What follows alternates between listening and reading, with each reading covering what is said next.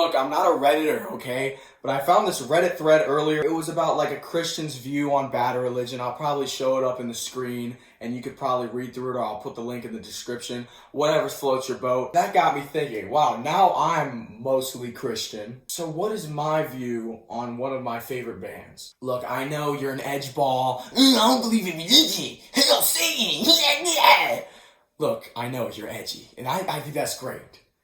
But can we just calm down and get to the center of it all and have a discussion before you edge on me?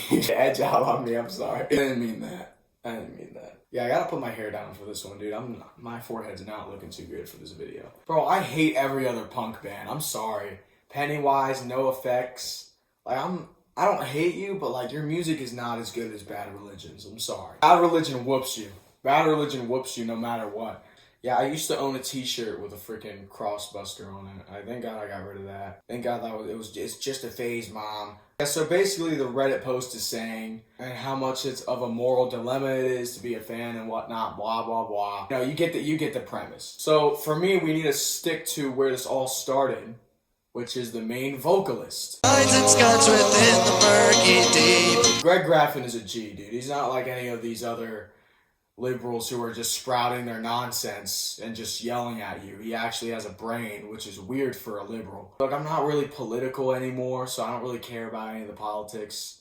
But like, if you consider yourself as liberal, I don't know if I want to be your friend. Because all my other liberal friends, they will bash you for your beliefs, and they make fun of dead people now, which is, I know the right has done the same thing with George Floyd. It's all messed up. Can we stop doing that? I'm not one of these people who are like, oh, you lack empathy. Oh, you lack empathy. Like, I'm not, dude. I'm not soft. With Greg Graffin, he's actually a smart person. And most of his gold interviews, the interviews that actually really matter, are written down. So you have to read through the interview and scroll on your phone and zoom in.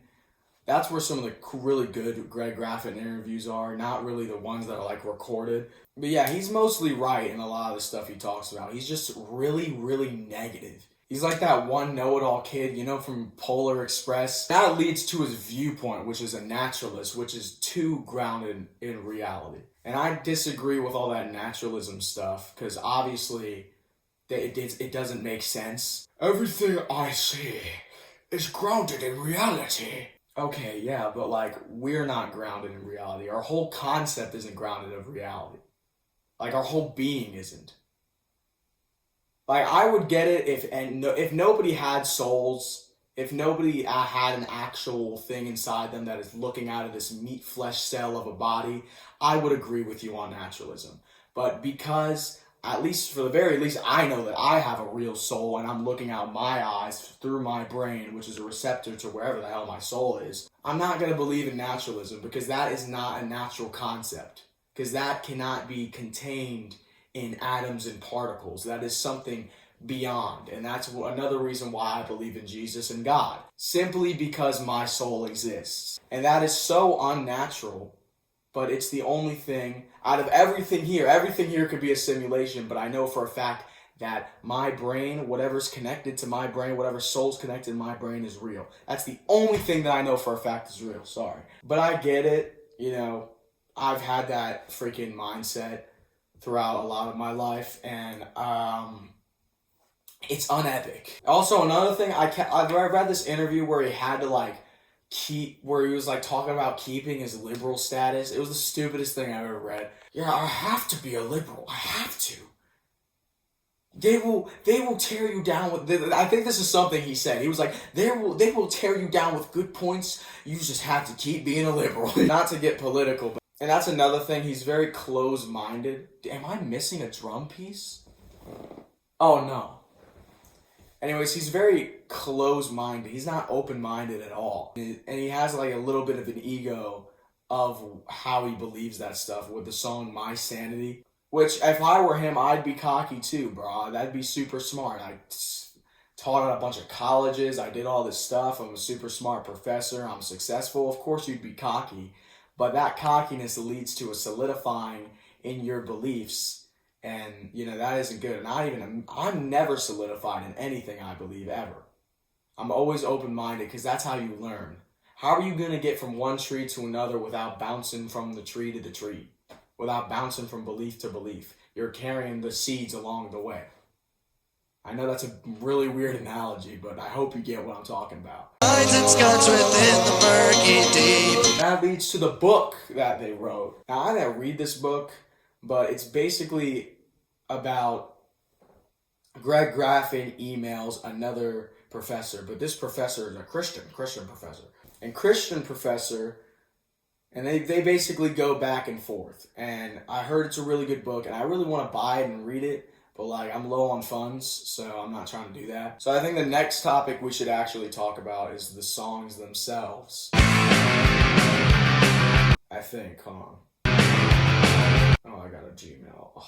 The first song we're going to talk about, American Jesus. This is actually the first song I ever learned on guitar. Isn't that crazy?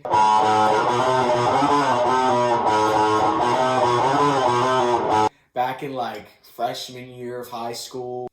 But yeah, this song is basically about how stupid it is that God would have like love for only one country, which is dumb, you know. The only reason God picked Israel is because, you know, they were probably the best nation for it. Way back in the Old Testament, back in my day. I mean, think about it. The Israelites were enslaved in Egypt. They didn't have like a real set religion, kind of. And they had someone who completely could free them. And it was Moses' free will to free them, which he did. So yeah, of course, if I was God, I would pick freaking Israel. Because every other nation is already set up. They're already chill. So he didn't pick the Israelites because he likes them more. He picked them because they would be the best example for every other nation. But for this story, it's mostly about when, I think, who said it? Bill Clinton? I don't know. Who said we will win because God is on our side? George Bush. Yeah, what an amazing statement, bro. Yeah, God only loves like freaking a little percentage of his creation. Wow, that's amazing. Obvious sarcasm, by the way. The next song I'll be checking out is 21st Century Digital Boy, which the music video is hilarious. Just imagine being a little kid and you just see this coming out of the TV.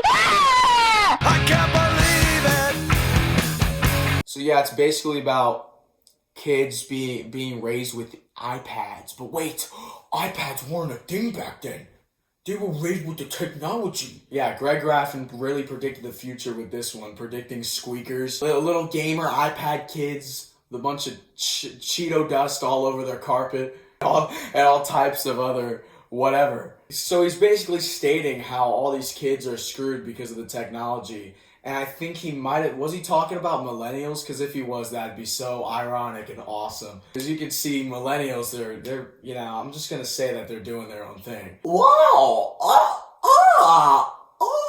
No offense to any of my millennial fans if you're out of the circuit. Yeah, and I think you should listen to the lyrics. It's really true, especially today. I literally don't know how a Gen Alpha kid is going to survive when they're an adult. Like, they're already in the mix since they were born. It's not their fault. It's really the parents' fault, but I think the parents are more aware that scrolling on your phone, which is something I had to make a video about. You guys gotta stop scrolling. Like, watch long form content or just don't watch anything at all. Most of the time, I'm chilling. I'm doing stuff that's actually useful. And I try my dearest not to scroll. I hate scrolling. So yeah, it's basically about iPad kids. So let's see what the next one is. Hopefully I can end this soon because I'm running on 16 minutes. The song Do What You Want. The only comment I have about this song is that I thought it was like their first nu metal track before I listened to it. I thought it'd be like, do what you want, do what you want, like that. But no, it was another punk track. I don't know why I thought that. The first time I listened to it, I was like, damn. I remember it was Math 1. It was Math 1 in high school.